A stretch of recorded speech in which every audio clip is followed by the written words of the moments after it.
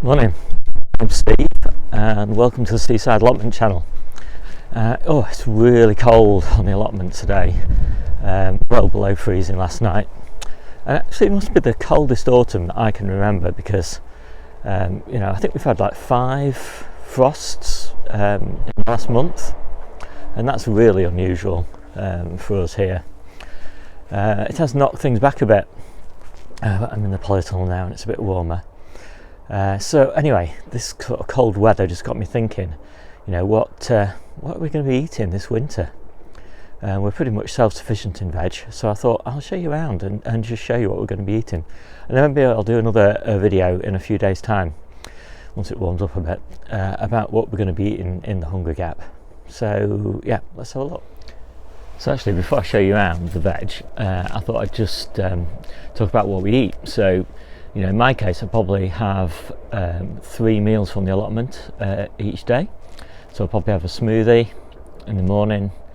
I'll have a big salad for lunch, and I'll have some sort of cooked meal with lots of leafy veg and root veg and things like that for my dinner.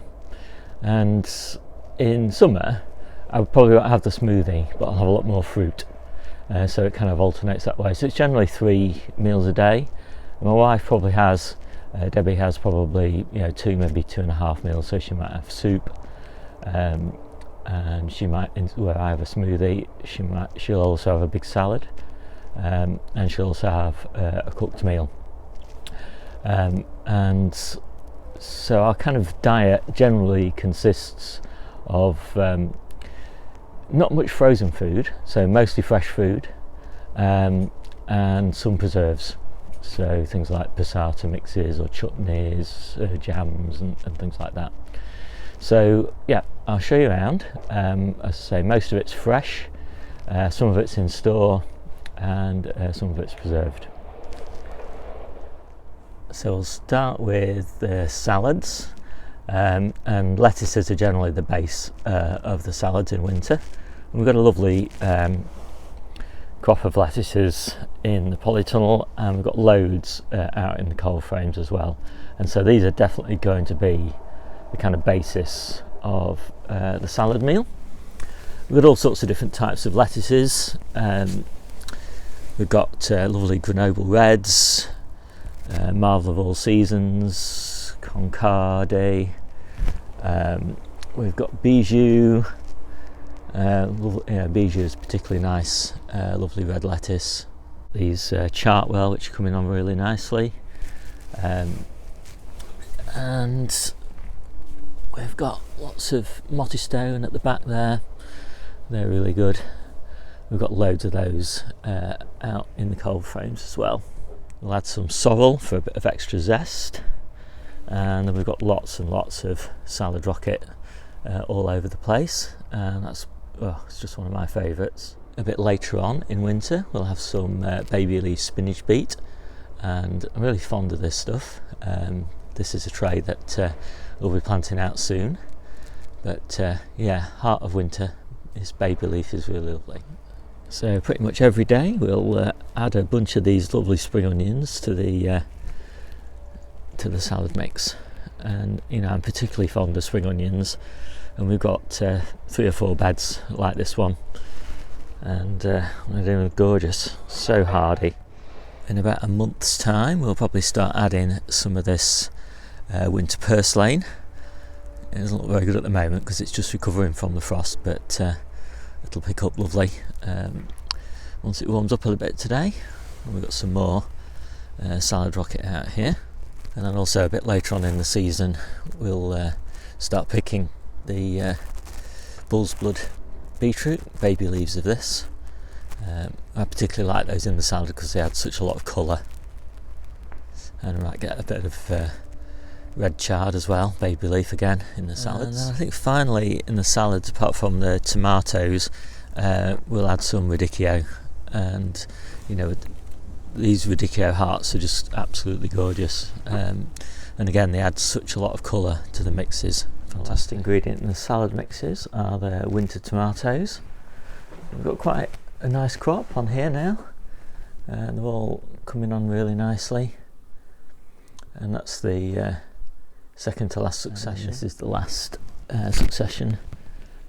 Most of these are still green. We've just got a few here just starting to ripen, so we're definitely hoping for tomatoes through to the new year. Yeah, and maybe a bit of crunchy red cabbage, Chinese cabbage.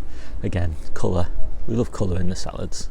So unfortunately this year we haven't done very well with the radishes. We've pretty much run out of radishes now, but normally we'd have some winter radishes in the salad mixes as well, but that's pretty much it. And we generally add just a bit of fruit to those salad mixes, something like grapes, or pear or apple or something like that. And again, we pretty much run out of apples that are good enough for eating fresh.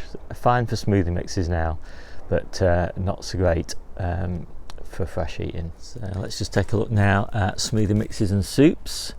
And so we'll definitely have some celery in there, and we use this as a cut and come again crop. We just break stalks off the outside, and they regrow nicely, and we'll keep that celery harvest going all year round.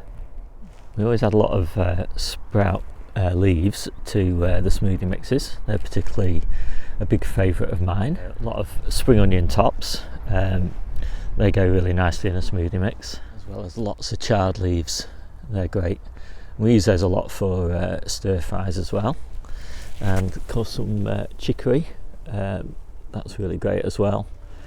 Pretty bitter, but we offset that with a banana or an apple or something like that. And then come about February time probably, we'll start eating spinach again, and this bed will be looking a lot healthier than it does now. So we would normally actually have much more spinach than we have at the moment, but we had a bit of a disaster, some dodgy compost. So at the moment, most of the spinach that we've got, these little beds, is going into stir fries. So when I was doing the salads, that we will have this lamb's lettuce, and it's quite slow growing, but this will be ready in probably February time. So just perfect. So now for the cooked meal, we generally either have a soup or a stir fry or a roast veg, or steamed veg, or a mix of all of those. I'll show you the sorts of things we'll be eating. Brassicas always kind of form the heart of the meal for us.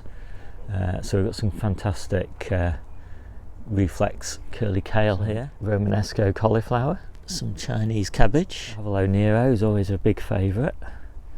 And we'll have some red cabbages as well. We probably take some of these leaves from the bigger plants, as well as the hearts later on.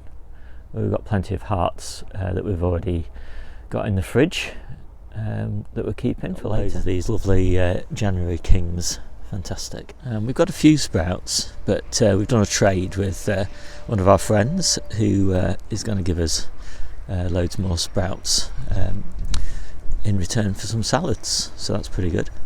So we're also massive fans of colettes, these little fantastic little crosses of a sprout and a kale plant, and you just get these wonderful little bunches basically of kale, and they're just so tender and lovely. Yeah, we really love these, and we've got about 12 of these plants, so that'll keep us going for ages. And we're also big fans of purple sprouted broccoli, but we also eat the leaves. So on some of these plants we'll be munching the leaves, and then this particular variety, this won't be ready until the longer gap, but its leaves keep us going all the way through winter. And I really like these in the smoothie mixes as well, but we also just steam them. But the early varieties of purple sprouting broccoli we'll definitely be eating in December and January. And then of course probably the final thing that we'll be eating fresh from the ground is the leeks, and we've got quite a few beds of leeks, and there's a couple of them here, and yeah, look a bit ragged at the moment, but peel those outer leaves off, they're just gorgeous. And then we've got the perpetual kales, and these are just, they're just fantastic leaves, these, and yeah, they're really prolific, these, at a time when you know, other kales are starting to decline a bit in sort of March, April time. So, but they're brilliant over winter as well. Another perpetual kale here, and these are even better, but this plant's been cut back, so it's just growing its new crop of leaves, and again, these will be fantastic in late winter. In December we'll be finishing off these few carrots that we've got left in the ground, and we've got a few more dark purple stroke black carrots as well. In December and January we'll be finishing off these outdoor golden beets. Absolutely beautiful, these.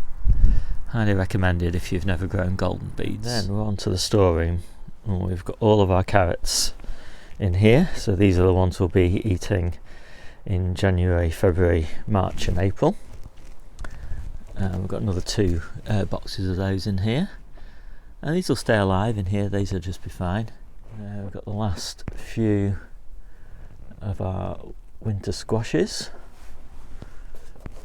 last few apples, and then we're on to the beets. Now these are the beets that we'll be eating much later on in the season, and these stay alive in here, just in these damp wood chips.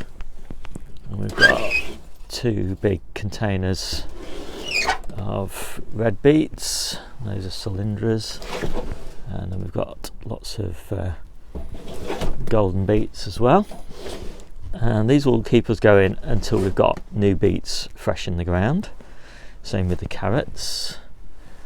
And then of course we've got the potato sacks, and again these will definitely keep us going until we harvest new potatoes, because we do very early potatoes. And then we've got onions, more onions, banana shallots, more onions, and loads of garlic. Probably notice a distinct lack of fruit, but we do have that big bags of dehydrated fruits. So we've got loads of pears in here. We've actually got some pineapple as well, and we haven't obviously grown that.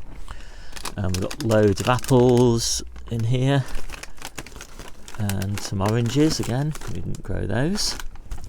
And we've got lots of kind of compots and apple sauces and things like that in the freezer. We've got the store of the preserves, and we've got lots of pickles, jams, passata mixes, apples, more sort of jams and purees, chutneys, jams, kind of pickled garlics and pickled onions and the like. Oh, and I mustn't forget that we do have a couple of friends that we share some veg with, and in return they give us these absolutely gorgeous backyard eggs. There we go, that's the end of this video. And obviously we're not self-sufficient. I mean, obviously that's just a joke. You know, we still have to buy loads of stuff. We have to buy all of our grains, nuts, seeds, and of course at this time of year we absolutely revel in all the kind of fruits that we can't grow. So oranges and nectarines and cherries, you know, and we even buy apples and things like that. So, you know, we still buy loads of stuff, but we are kind of self-sufficient in veg, and so that's quite nice. All right, well, I hope you enjoyed this video, and I'll see you soon.